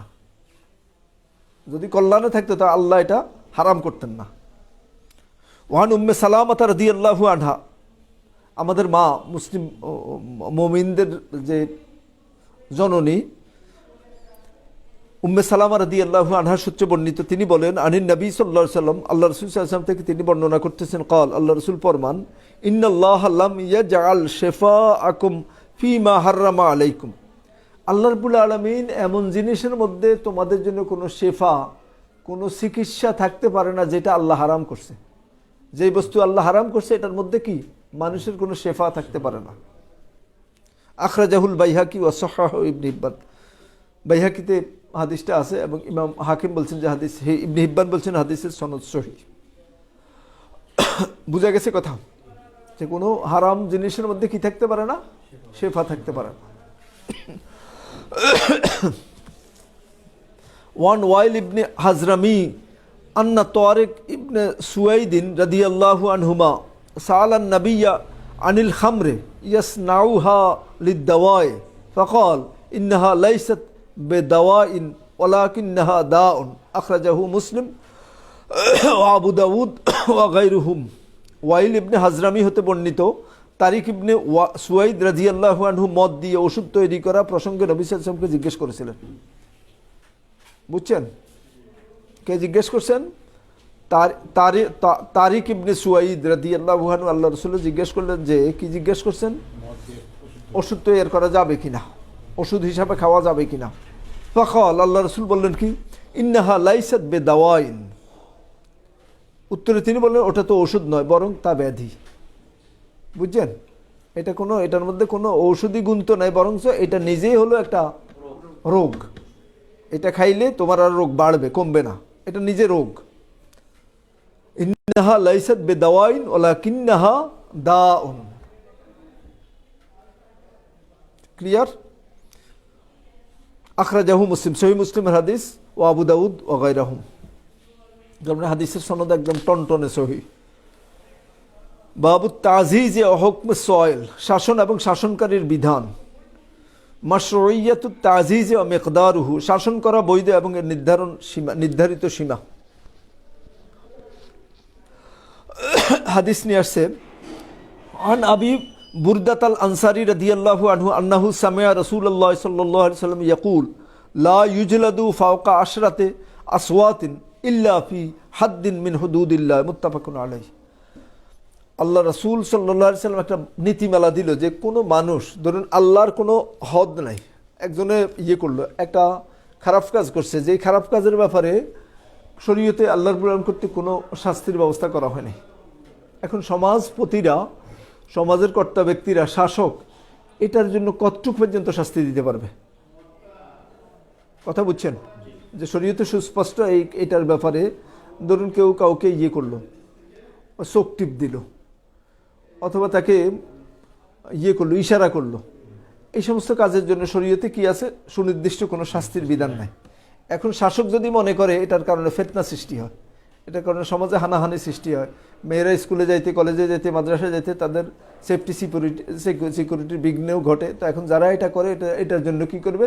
শাসক একটা শাস্তির ব্যবস্থা করলো। আল্লাহ রসুল বলছে এই শাস্তি কোনো অবস্থাতে 10 ঘাড় বেশি হতে পারবে না। ওই যে আপনি দেখবেন যে লোকাল বিচার আর ওই কোর্টের বিচার, লোকাল যারা সালিশ করে এদের জন্য একটা নির্ধারণ আছে, 2000-এর বেশি তারা জরিমানা করতে পারবে না, এরকম একটা আছে না? কোর্ট থেকে নির্দেশনা দেওয়া আছে। ঠিক তদ্রূপ আর কি, যে আল্লাহ রাব্বুল আলামিন যে সমস্ত পাপের ক্ষেত্রে যে হদ নির্ধারণ করছে, শাস্তি নির্ধারণ করছে, মানুষ এরকম পারবে না যে মানুষও একদম 80 ঘাওয়ার ব্যবস্থা করবে, এরকম পারবে না। তাহলে এই সমস্ত ছোটোখাটো অপরাধে যে যারা শাসক, যারা বিচারক, তারা কি করতে পারবে? তারা বড় জোর 10 ঘাও, ম্যাক্সিমাম 10 ঘাও পর্যন্ত তারা করতে পারবে, দিতে পারবে। অর্থদণ্ড এখানে ঘাড় কথা যেহেতু কথা বা শারীরিক শাস্তির কথা আসছে, ওই অধ্যায়ের হাদিস। ক্লিয়ার বক্তব্য? তাহলে একটা আমরা মূলনীতি পেলাম যে এই ব্যাপারে শরীয়তের কোনো নির্দেশনা নাই, আল্লাহর হদ আরোপ করে না। সেখানে কি করতে পারে? সমাজপতিরা, বিচারপতিরা, কর্তারা কি করে? সর্বোচ্চ 10 ঘা, এর বেশি পারবে না। আচ্ছা, তারপরে হাদিস তাজাবুজু আন জাবিল হাইয়াতে বিমা দুনাল হাদ, আল্লাহর হদ ব্যতিরেকে সম্মানী ব্যক্তিদের ভুল ত্রুটি ক্ষমা করা। সম্মানিত মানুষ, সমাজের প্রভাবশালী নেতৃস্থানীয় মানুষ, সম্মানিত মানুষ সবসময় ভালো কাজে করে, কিন্তু এখন ছোটোখাটো যদি কোনো ভুল করি পালায়, তখন এটার ব্যাপারে শরীয়তের নির্দেশনা কি, এটা আল্লাহ রাসূল সাল্লাল্লাহু আলাইহি ওয়াসাল্লাম আমাদেরকে জানাইলেন। সেটা হলো যে ওয়ান আয়েশা রাদিয়াল্লাহু আনহা, মুসলিম জননী আয়েশা সিদ্দিকা রাদিয়াল্লাহু আনহা থেকে বর্ণিত, তিনি বলতেছেন যে ক্বালা আকিলু জাবিল হাইয়াতে আসারাতিহিম ইল্লাল হুদুদ, আল্লাহর দেওয়া হুদুদ ছাড়া সম্মানী ব্যক্তিদের যদি কোনো অপরাধ করে তাহলে তোমরা কি করো? সেটা উপেক্ষা করো, তাদেরকে কোনো হদের আওতায় নিয়ে এসো না। এগুলোর কারণে হয় কি, সমাজে তাইলে কোনো থাকবে না, কোনো শৃঙ্খলা থাকবে না আর কি। সবাই যদি যদি এরকম হদ আরোপ করতে যায়, বুঝছেন জিনিসটা? তো এখন বললো যে সম্মানিত ব্যক্তিও যত সম্মানিত হোক, যদি এমন পাপ করে যেটা শরীয়তে আল্লাহর দেওয়া হদের আওতায় চলে আসে, তখন আর এবার আর সে পাবে না। বুঝছেন কথাটা?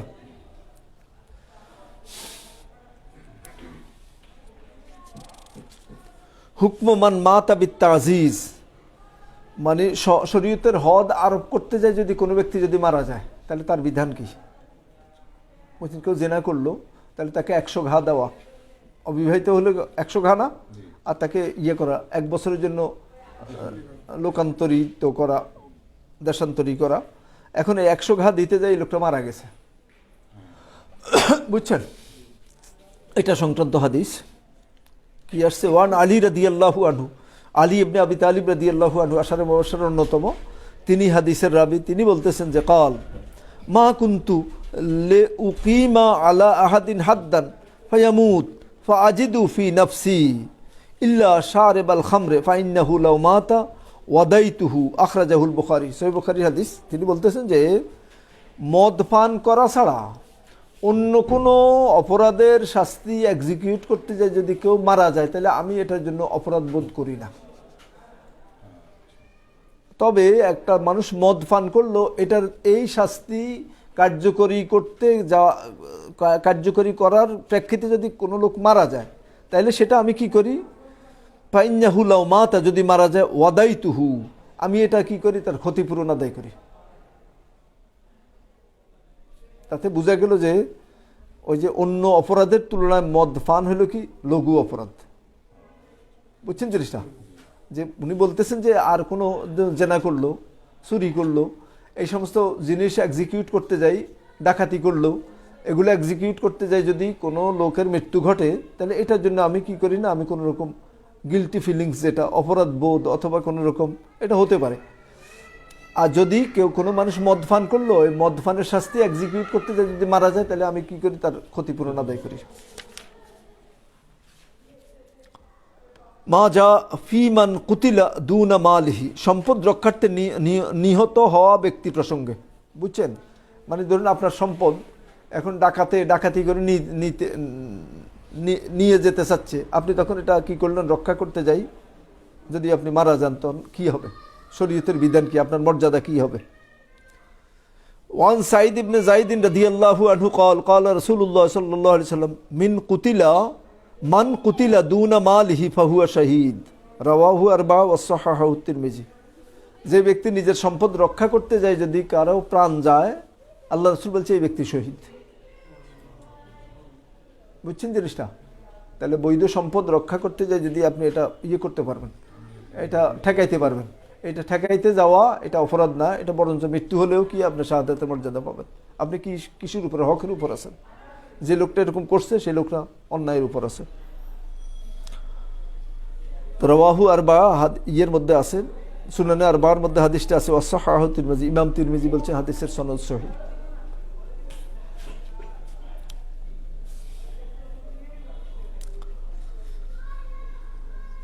আচ্ছা, মাওকিফুল মুসলিমে মিনাল ফিতান, ফিতনা দেখা দিলে মুসলমানদের করণীয়।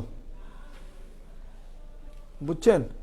ওখানে জাফাই পড়া না, আমরা তো দেখলে ওই যে হারুন ভাই বলে যে কেউ থুতু একটু ফেলছে, থুতু একটা, এটার মধ্যে দেখবেন যে আমাদের এখানে লোকজন আসি জড়ো হয়ে যায় থুতু দেখার জন্য। এরপরে আবার অন্যরা হয় কি কেন জড়ো হয়েছে এটা দেখার জন্য।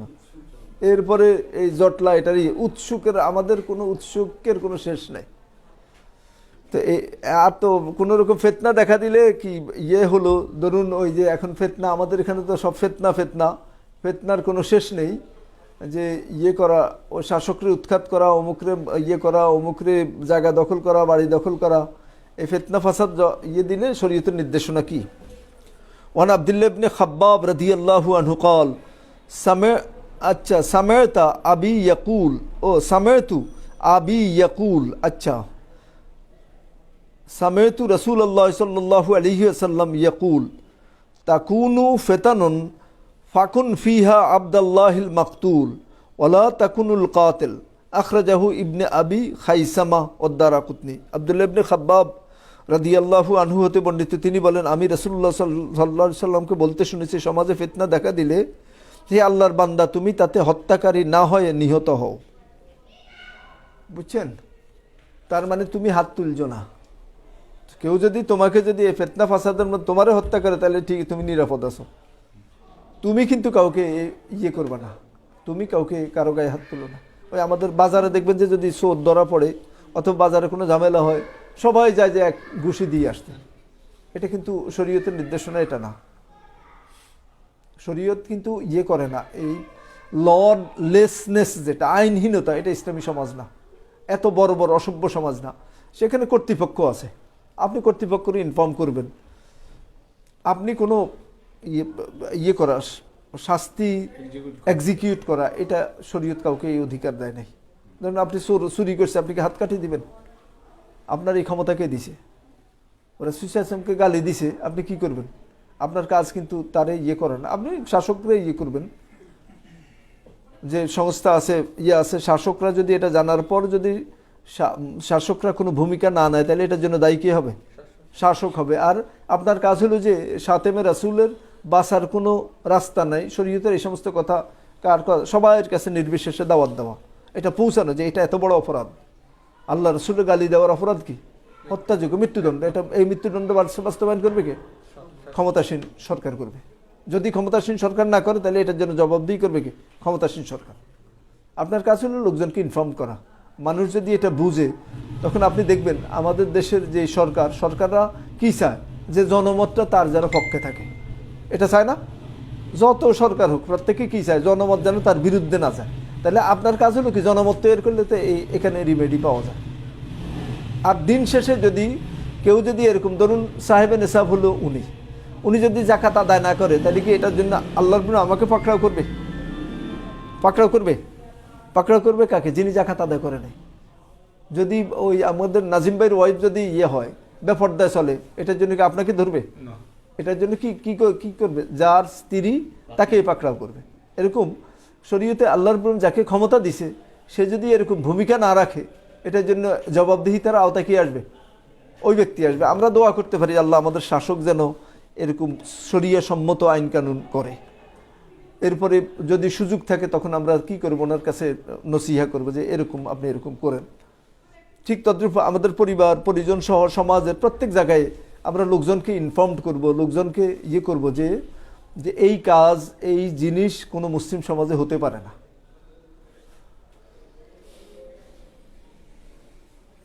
পরের হাদিস। সবাই এরকম ঘুম আসতেছে? কয়টা বাজে?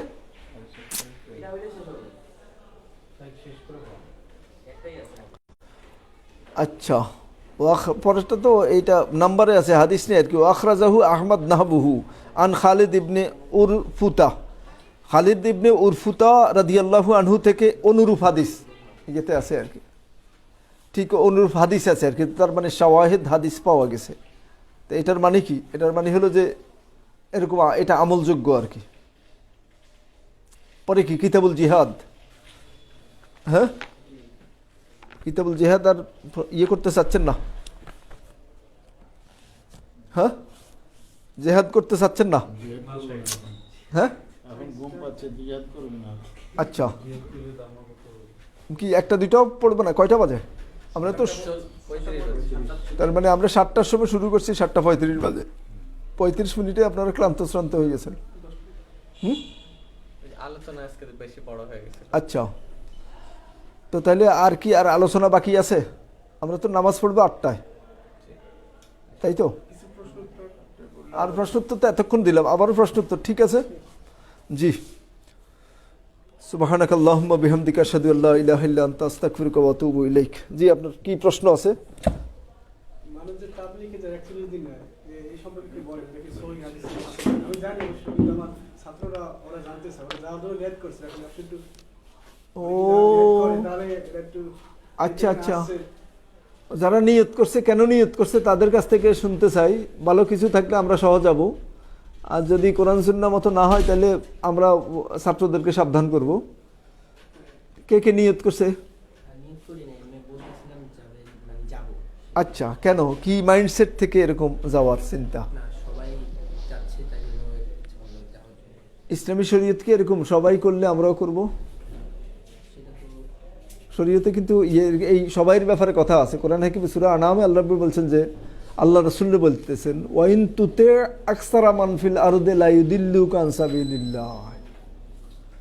হে মুহাম্মদ সাল্লাল্লাহু আলাইহি সাল্লাম, আপনি যদি সবাই করে, আপনি যদি সবাই করা দেখি আপনিও করেন, লা ইউদিল্লুকা আন সাবিলিল্লাহ, এই দেখা দেখি করলে অবশ্যই আল্লাহর রাস্তা থেকে, আল্লাহর শরীয়ত থেকে আপনাকে কি করবে? গোমরা বানাবে।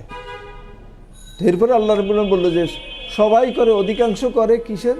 হাওয়ার ইত্তেবা করে, মনে যা চায় তাই করে।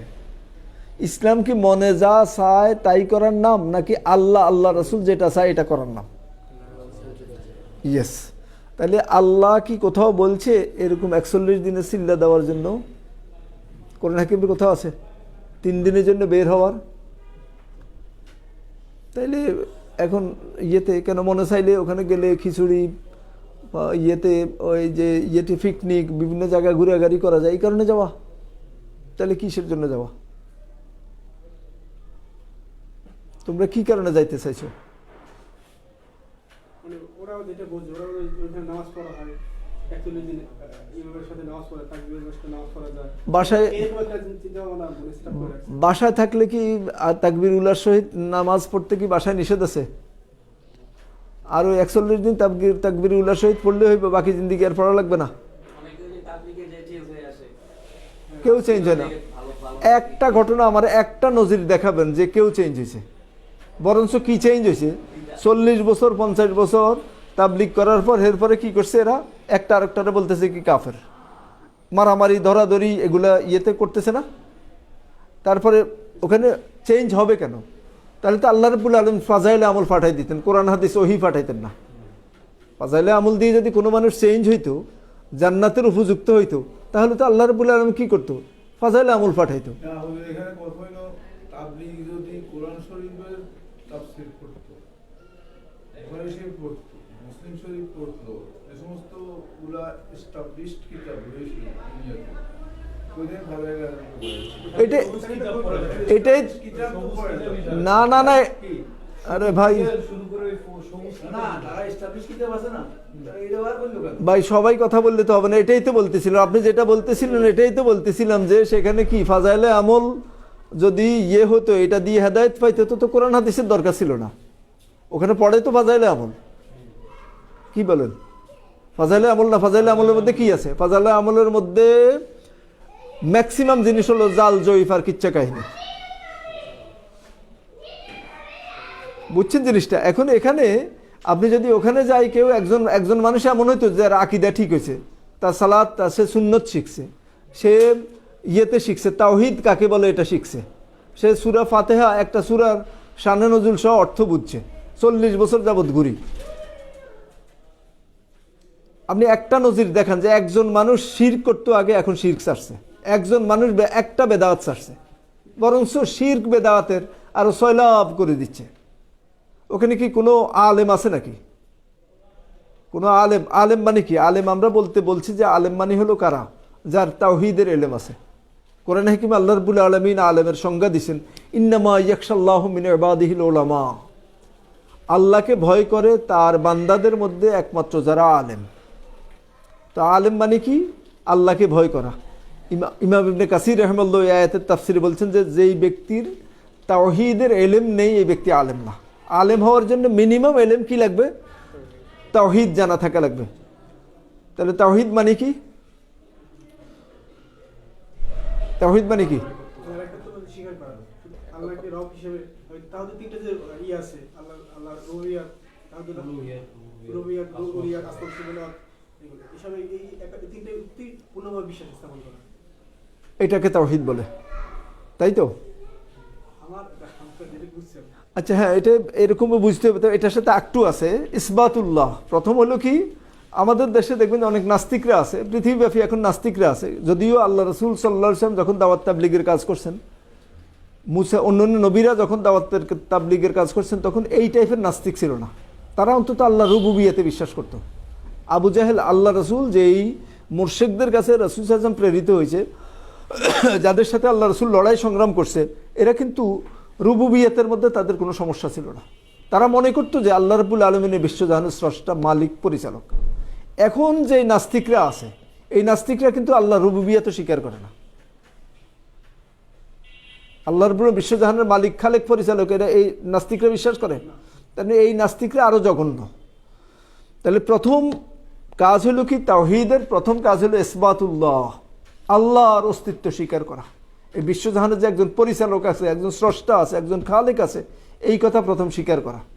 এখন এই স্বীকৃতি দেওয়ার পর এই খালেক মালিকের জন্য কি করা? তাওহীদ স্থাপন করা। কোথায়? রুবুবিয়াত, উলুহিয়াত, আসমা, সিফাত। তার তাওহীদ মানে এককত্ব। এই যে বিশ্বজাহানের যে মালিক, এটার একমাত্র মালিককে? আল্লাহ রাব্বুল আলামিন। একমাত্র স্রষ্টাকে? আল্লাহ রাব্বুল আলামিন। একমাত্র পরিচালককে? আল্লাহ রাব্বুল আলামিন। তাহলে এই যে এখানে যে পরিচালনা করতে যায়, যে আপনার কল্যাণ অকল্যাণ করা, এগুলোর একমাত্র মালিককে? আল্লাহ রাব্বুল আলামিন। এই বিশ্বাস করা। তাহলে এই জায়গায় তাওহীদ বিশ্বাস করা। প্রথম হলো বিশ্বাস করা, তারপরে কি করা? এই অনুযায়ী নিজের কর্মকাণ্ডকে পরিচালনা করা। তারপরে আপনি তাওহীদ ইয়ে করবেন কোথায়? উলুহিয়াতের ক্ষেত্রে, মানে ইবাদতের ক্ষেত্রে আপনি কার ইবাদত করবেন? একমাত্র আল্লাহ রাব্বুল আলামিনের। আপনার ইবাদত পাওয়ার হকদার কে? তাহলে এই হক একমাত্র আল্লাহকে দিলে, বিশ্বাস করলে, তাহলে আপনার কি হলো? এই এবাদতের ক্ষেত্রে, উলুহিয়াতের ক্ষেত্রে তাওহীদ কায়েম হলো। এরপরে আল্লাহর অনেকগুলো নাম এবং গুণ আছে, এই নাম গুণে আর কাউকে শরিক করা যাবে না। এই নাম গুণ আর কারো আছে এটা বিশ্বাস করা যাবে না। এই বিশ্বাস এবং প্রতিষ্ঠা করতে হবে কার জন্য? আল্লাহ রাব্বুল আলামিনের জন্য। তাহলে এই যদি 5টা হয়, ডিটেলস হলে 5টা হয়, ইসবাতুল্লাহ, তাওহীদ রুবুবিয়া, তাওহীদ উলুহিয়া, তাওহীদ আসমা, তাওহীদ সিফা। এই 5টা যদি আপনি বিশ্বাস করেন তখন কি হলেন? আপনি মুওয়াহ্হিদ, আপনি তাওহীদবাদী হলেন। তো এই তাওহীদ এখন আপনি যাই 40 বছর না 40,000 বছর ঘুরিয়ে আসুক, জিজ্ঞেস করবেন যে তাওহীদ কত প্রকার, তাওহীদ কাকে বলে? তাহলে আপনি যদি এই কথাই না শিখেন, এরপরে রাসূল সাল্লাল্লাহু আলাইহি ওয়াসাল্লামের পদ্ধতিতে সালাত শিখছে, সালাত আদায় করলেই কি হবে নাকি? যেই কোনো ইবাদত, মাদার তেরেসা কত ইবাদত করছে না?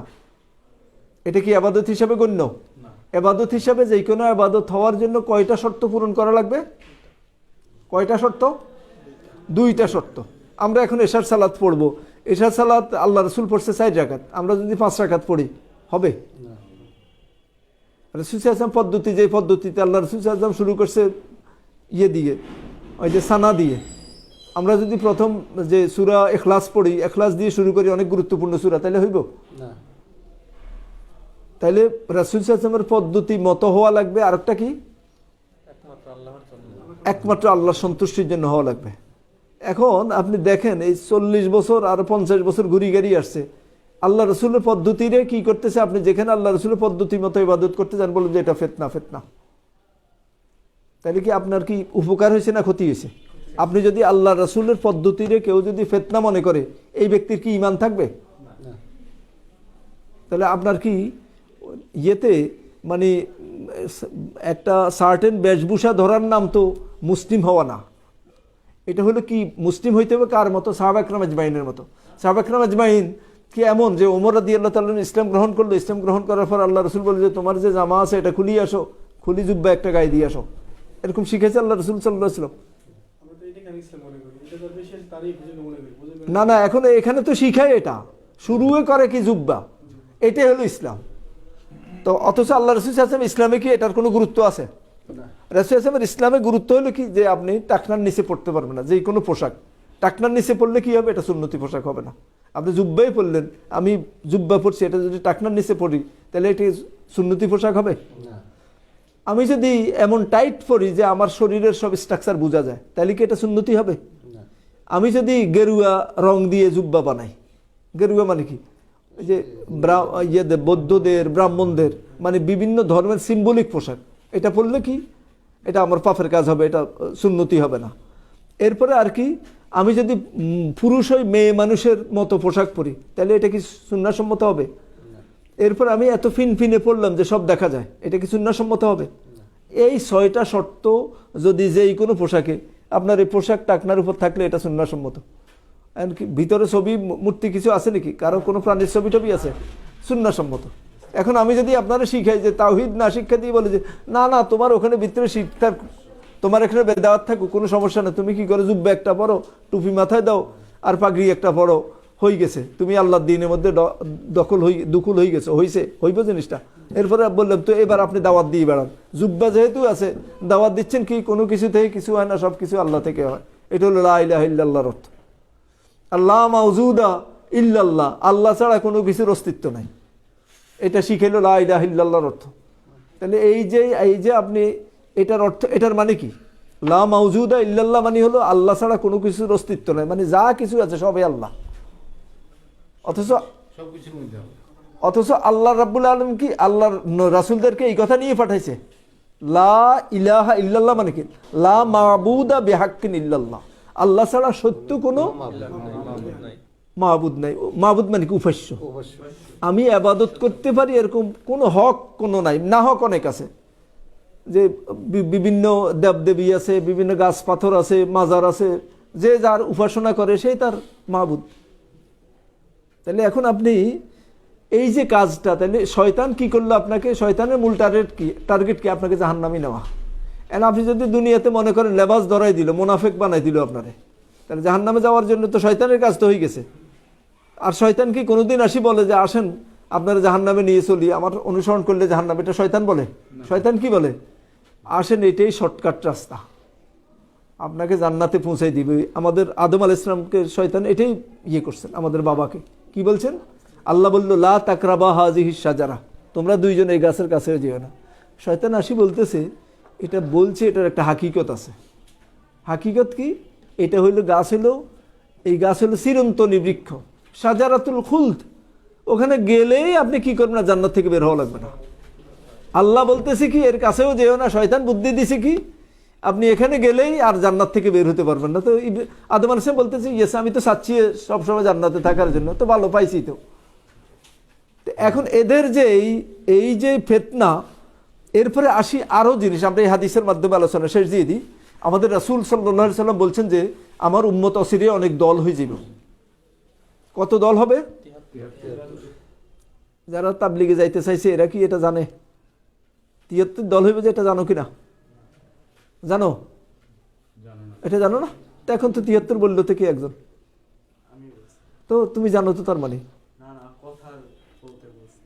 ও আচ্ছা 73 দল হইবে যে এটা জানো না। আচ্ছা, এটা জানা দরকার, এটা গুরুত্বপূর্ণ, যেহেতু আমরা এই ফিতনার যুগে বাস করতেছি।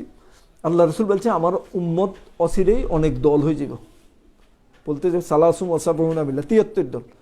এরপরে আল্লাহ রাসূল বলেন কুল্লুহুম ফিন্নার, সবগুলো জাহান্নামী, ইল্লা মিল্লাতান ওয়াহিদা, একটা হলো জান্নাতি। সাহাবা একরাম জিজ্ঞাসা করছেন মান হিয়া ইয়া রাসূলুল্লাহ, বড় উপকার করছেন আমাদেরকে এই হাদিসের মাধ্যমে, যে ওরা কারা। আল্লাহ রাসূল বলছেন মা আনা আলাইহি ওয়া আসহাবি, আমি আর আমার সাহাবীরা যে আকীদা, যে মানহাজ, ইবাদতের যে পদ্ধতি, কোরআন হাদিস বুঝার যেই তরিকা, এটার উপর কিয়ামত পর্যন্ত যারা থাকবে এরা ছাড়া সব জাহান্নামী। এখন আপনাকে কি দাওয়াত দিচ্ছে? যে তাবলিগ যেটা আপনারা বানাইছে, এটা কি আল্লাহ রাসূল এটা রেখে গেছে এই দল? এটা কবে হয়েছে? 100-150 বছর আগে। 100 বছর হয়েছে? হ্যাঁ, তো এর আগে যে সাহাবা একরাম আজমাইন, তাহলে এটা কি নতুন দল বানানো? আল্লাহ রাসূল কি বলছেন? হ্যাঁ, শরীয়তে দলাদলি করার সুযোগ আছে? কি করতে হবে? অনুসরণের সুযোগ আছে। অনুসরণ করবো কাকে? আল্লাহ রাসূলকে। আল্লাহ রাসূলের অনুসরণ করবো কার পদ্ধতিতে? সাহাবা একরাম আজমাইনের পদ্ধতিতে। তাহলে সাহাবা একরাম আজমাইনের পদ্ধতিতে ওইটাই আল্লাহ রাসূল বললো মা আনা আলাইহি, আমি আর আমার সাহাবীরা যে রাস্তার উপর আছে ওই রাস্তা। এখন আপনি সাহাবীদের রাসূলের রাস্তায় যে আপনি নামাজ পড়লে কয় কি এটা ফিতনা? এটা হলো কি নবীওয়ালা তাবলিগ? তাহলে শয়তানওয়ালা তাবলিগ কি? তারপরে এলেম নাই, কালাম নাই, কিছুই জানে না, তাওহীদ বুঝে না, সুন্নাহ বুঝে না, ওর কিসের দাওয়াত? দাওয়াত দিবে কে? দাওয়াত দিবে যারা এলেম আছে। এটার মানে আমরা বলতেছি না যে বড় আলেম হইতে হবে। একটা জিনিস আপনি যে জিনিসটা নির্ভুলভাবে জানবেন যে আল্লাহ রাসূল এই কাজ করছে। আল্লাহ রাসূল বলছেন যে তোমরা প্রথম দাওয়াত দাও কি তাওহীদের। এরা কি কিসের দাওয়াত দেয়? কাউকে জিন্দিগিতে কোনোদিন শুনছেন তাওহীদের দাওয়াত দেয়? কিসের দাওয়াত দেয়? আমলের দাওয়াত দেয়। আসেন আপনারা এই করেন। এটা হলো ইবলিসের সবচেয়ে বড়। আল্লাহ রাসূল প্রথম নবুয়তের জিন্দিগির প্রথম 10 বছর আর কোনো কথা বলেন, কোনো আমলের কথা বলেন, সবচেয়ে বড় আমল হলো কি? তাওহীদ। এই তাওহীদ যদি আপনার না থাকে আর দুনিয়ার সব আমল থাকে, আল্লাহ রাসূল কি বলছে আল্লাহ রাব্বুল আলামিন?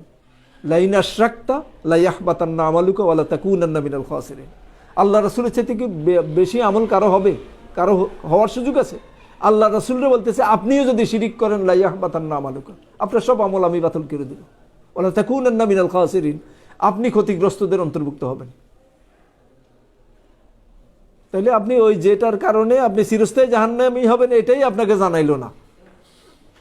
এই যে দাওয়াত, এই দাওয়াত কার দাওয়াত? এটা তো আল্লাহ রাসূলের দাওয়াত না। আল্লাহ রাসূলের দাওয়াত হলে আপনাকে প্রথম তাওহীদের দাওয়াত দিত, আপনাকে সুন্নাত দাওয়াত দিত। তাওহীদও নাই, সুন্নাহও নাই, এটার সাথে ইসলামের কোনো সম্পর্ক নাই। তো একদিনে তো সব কথা হবে না, আস্তে আস্তে একটু একটু পড়াশোনা করতে হবে। আল্লাহ রাব্বুল আলামিন আমাদেরকে বুঝার তৌফিক দান করুক। তো আমরা ওই যে অন্তত আজকে এই কথাটা মাথায় নিয়ে যেতে হবে যে অনেক দল হবে। এই দলের মধ্যে আল্লাহ রাসূল বলছেন যে কোনটা? ফিরকায়ে নাজিয়া, মা আনা আলাইহি ওয়া আসহাবি, আমি আর আমার সাহাবীরা। এটার নাম ইমাম আহমদ ইবনে হাম্বল রাহিমাহুল্লাহ বলছেন যে এরা যদি আহলুল হাদিস এটা না হয় তাহলে আমি জানি না এরা কারা। আলী ইবনে মাদানী উনি বলছেন হুম আহলুল হাদিস। আলী ইবনে মাদানী হলো ইমাম বুখারী রাহিমাহুল্লাহর উস্তাদ। ইমাম তিরমিজি বলছেন হুম আহলুল হাদিস। এরকম এই যে ফিরকায়ে নাজিয়া হলো কি, যারা কোরআন সুন্নাহর অনুসরণ করে আল্লাহর রাসূল সাহাবীদের পদ্ধতিতে, এরা ছাড়া আর সবগুলো হলো জাহান্নামী। তাহলে আমরা আপনাদেরকে দাওয়াত দিচ্ছি যে আমরা অনুসরণ করব আল্লাহ আল্লাহ রাসূলকে সাহাবীদের বুঝ অনুযায়ী। এদেরকে আরেকটা নাম হলো কি সালাফি। এদের আরেকটা হাদিস শরীফ আছে তায়েফায়ে মানসুরা, সাহায্যপ্রাপ্ত দল। কিসের জন্য সাহায্য থাকবে? এরা সবসময় বেদাত থেকে নিজেদেরকে হেফাজত করবে আল্লাহ রাব্বুল আলামিনের সাহায্যে। এরপর সাহায্যপ্রাপ্ত মানে হলো জাহান্নামের আগুন থেকে এরা সাহায্যপ্রাপ্ত, জাহান্নাম থেকে এরা যাবে না। অন্য জায়গায় বলা হয়েছে এরা হলো কি ফিরকায়ে নাজিয়া, নাজাতপ্রাপ্ত। কিসের থেকে নাজাতপ্রাপ্ত? দুনিয়াতে শিরক বেদাত থেকে, আখিরাতে হলো জাহান্নাম থেকে। আল্লাহ রাব্বুল আলামিন আমাদেরকে ফিরকায়ে নাজিয়া বুঝার তৌফিক দান করুক। সুবহানাকাল্লাহুম্মা বিহামদিকা আমাদের দেশের আলেমরা তো বুঝছে এটা। আশহাদু আল্লা ইলাহা ইল্লা আনতা আলেমগুলো একদল ওই ইন্ডিয়ার আস্তাগফিরুল্লাহ আস্তাগফিরুকা ওয়া আতুবু ইলাইক। আল্লাহ রাব্বুল আলামিন আমাদের যারা মারা গেছেন তাদেরকে আপনি জান্নাতুল ফেরদাউস নসিব করুন। আমাদের যারা অসুস্থ আছে তাদেরকে শেফায়ে কামিলা আজলা দান করুন। আল্লাহ রাব্বুল আলামিন আমরা যেন আপনার রাসূলের সুন্নাহর উপর চলতে পারি তৌফিক দান করুন। সুবহানাকাল্লাহুম্মা বিহামদিকা আশহাদু আল্লা ইলাহা ইল্লা আনতা আস্তাগফিরুকা ওয়া আতুবু ইলাইক। আসসালামু আলাইকুম ওয়া রাহমাতুল্লাহি ওয়া বারাকাতুহু।